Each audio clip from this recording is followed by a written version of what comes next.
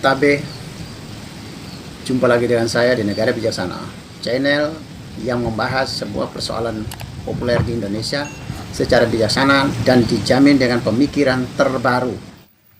Kehadiran Gibran di jagat politik Indonesia telah menghiasi satu image baru dalam dunia politik Indonesia, terutama elit-elit politik ya, yaitu Gibran sejak Pilpres 2024 sudah diimage-kan sebagai tokoh publik atau elit politik yang tidak memiliki kemampuan berbicara, kemampuan public speaking, diragukan orang, bahkan diremehkan orang.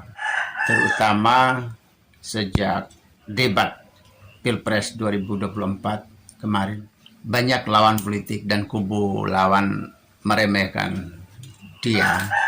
Bahkan meskipun di waktu debat Pilpres kemarin juga Gibran memberikan sebuah tontonan yang berbeda dari yang diimage-kan masyarakat, tetapi sampai hari ini publik, terutama residu-residu Pilpres 2024 masih tersisa juga.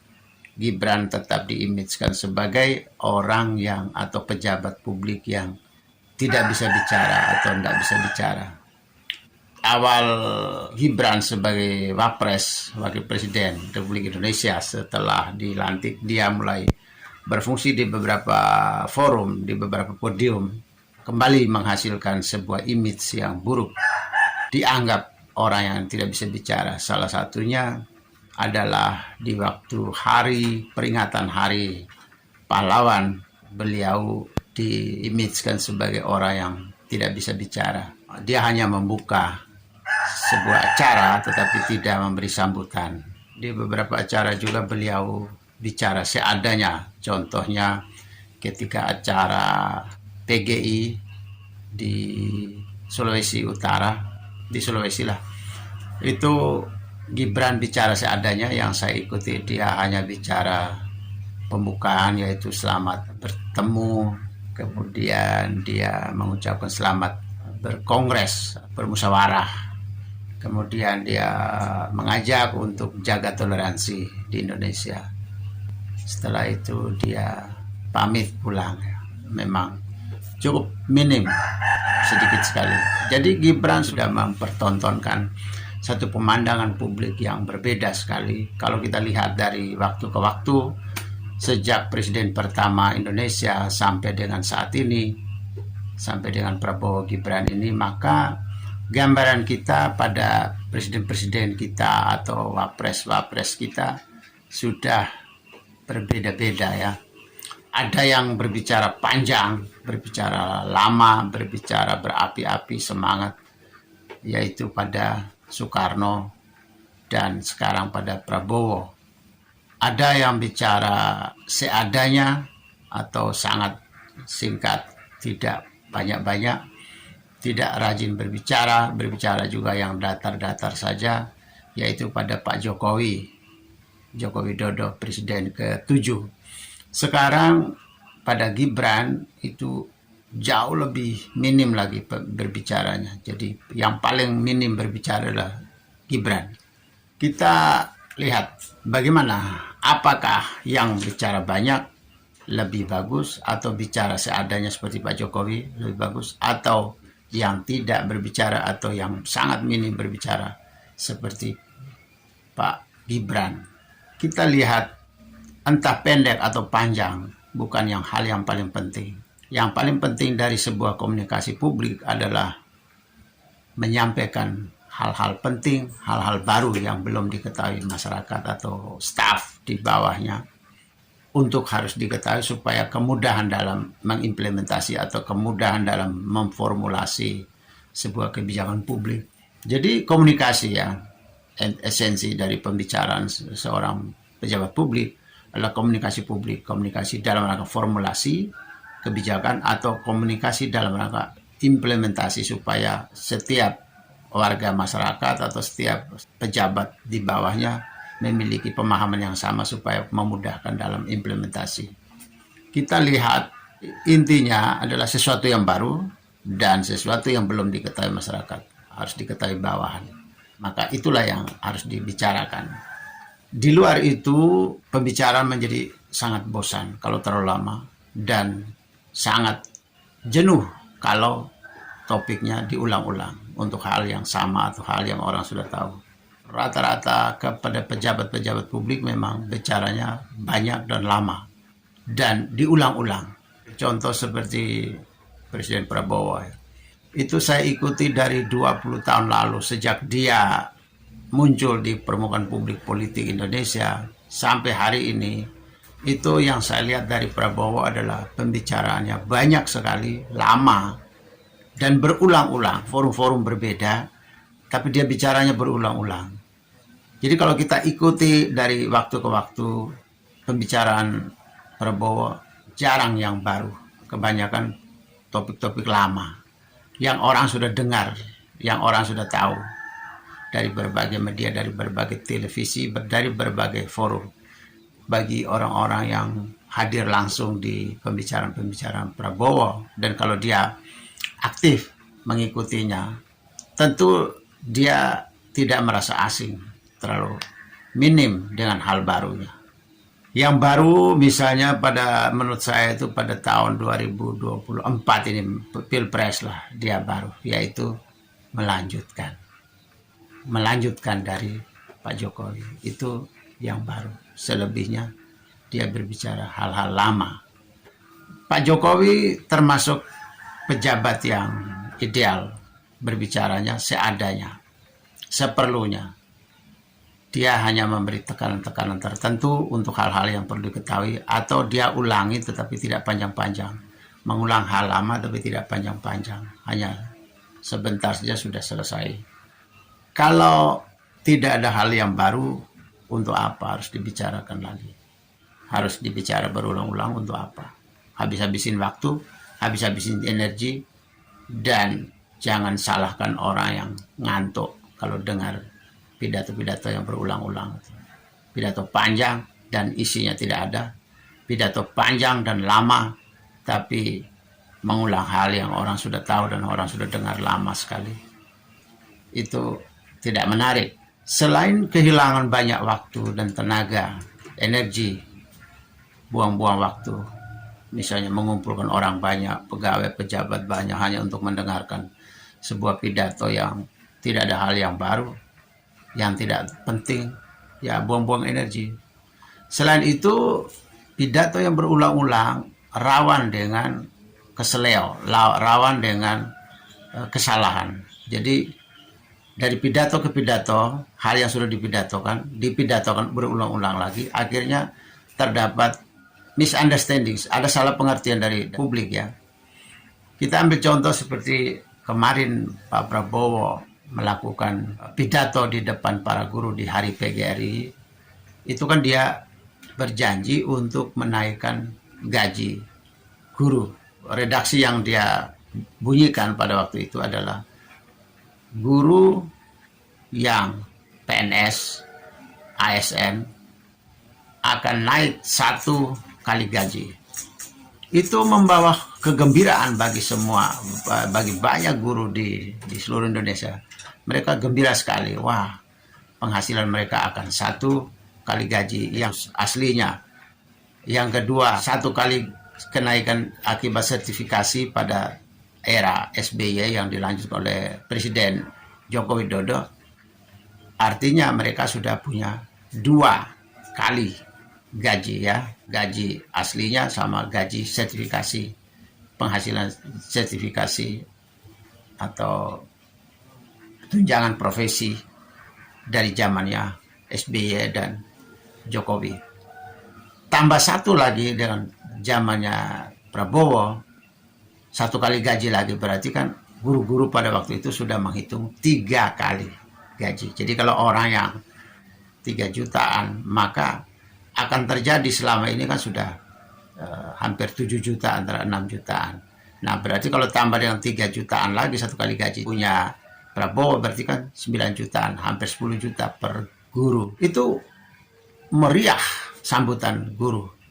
Saya lihat banyak guru yang menetes air mata pada waktu hadir langsung di acaranya Pak Prabowo, acara ulang tahunnya PGRI itu. Banyak guru yang menangis terharu ya melihat bagaimana Prabowo memberi perhatian yang serius pada mereka.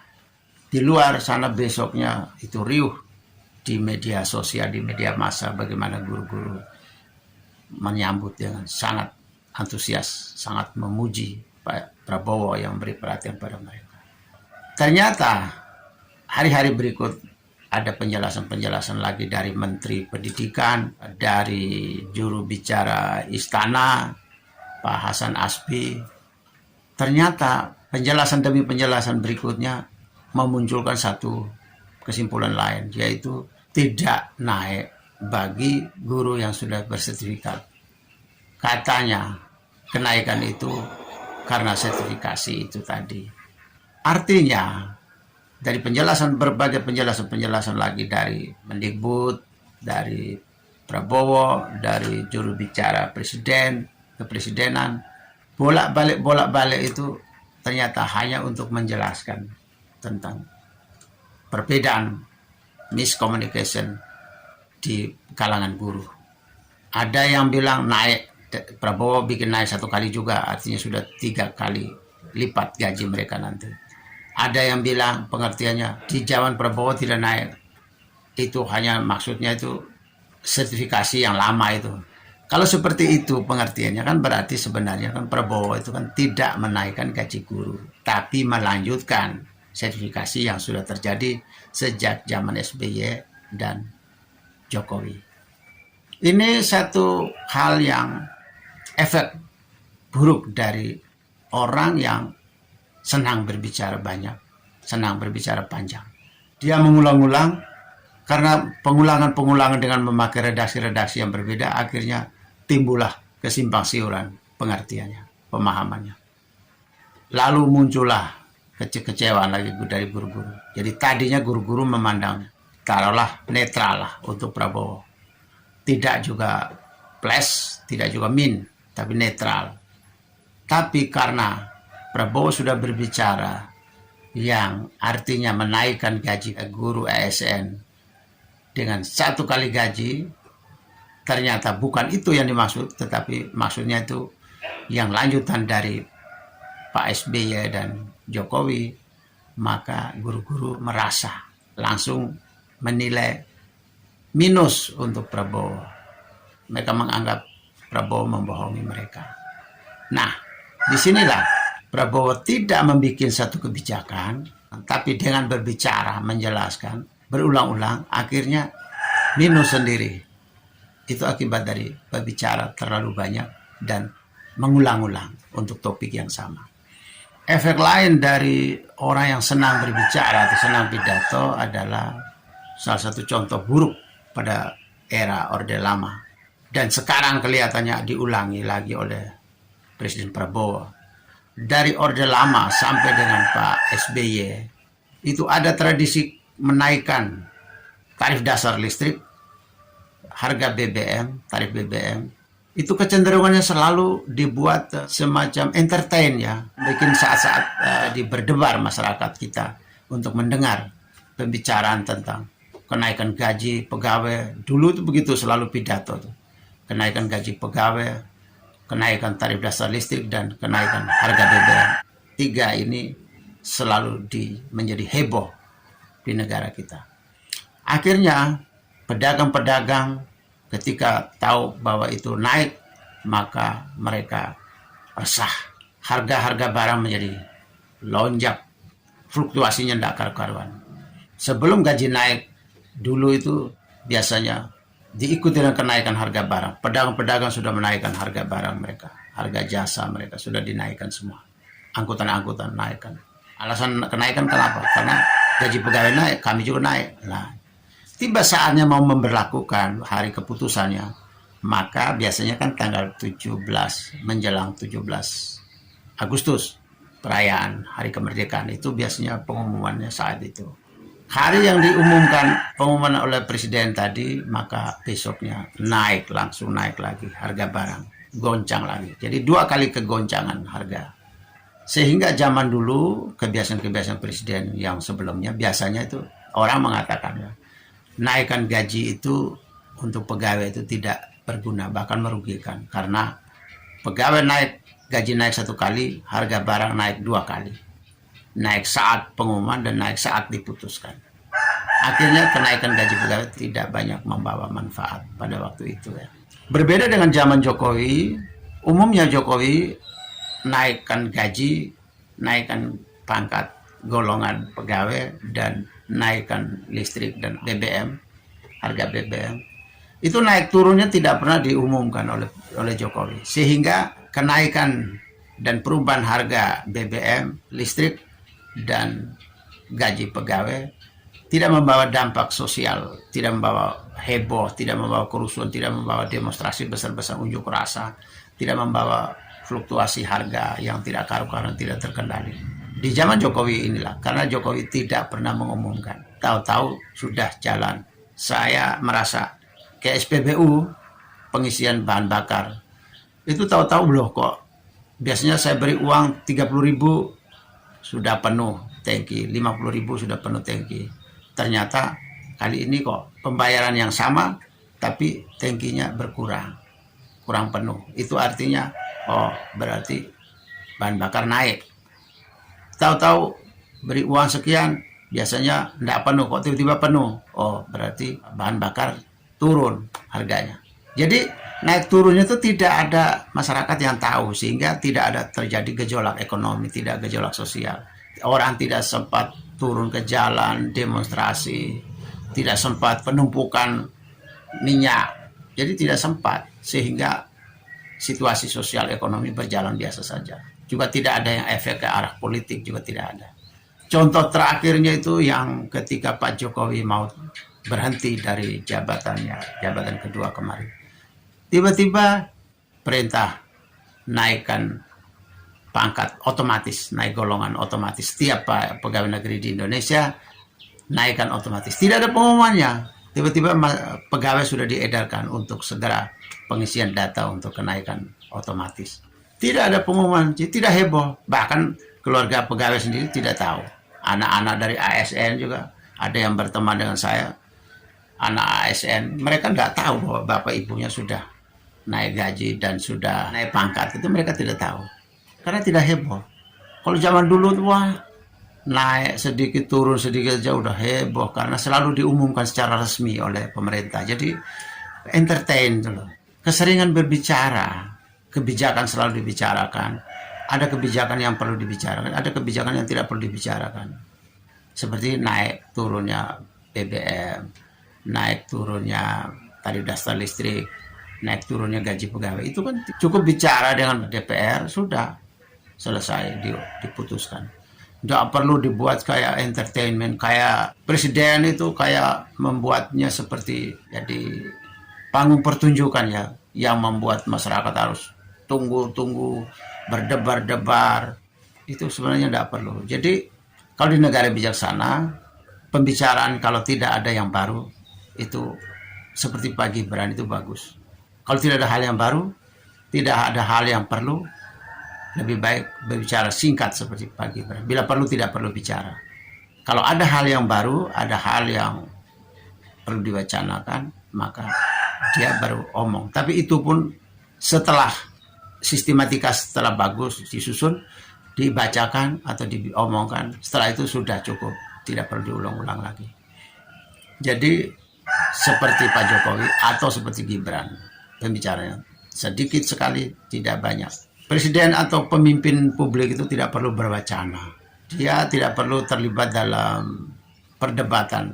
Karena perdebatan itu, wacana itu hanya milik mereka-mereka yang kritikus atau ilmuwan atau para pengamat.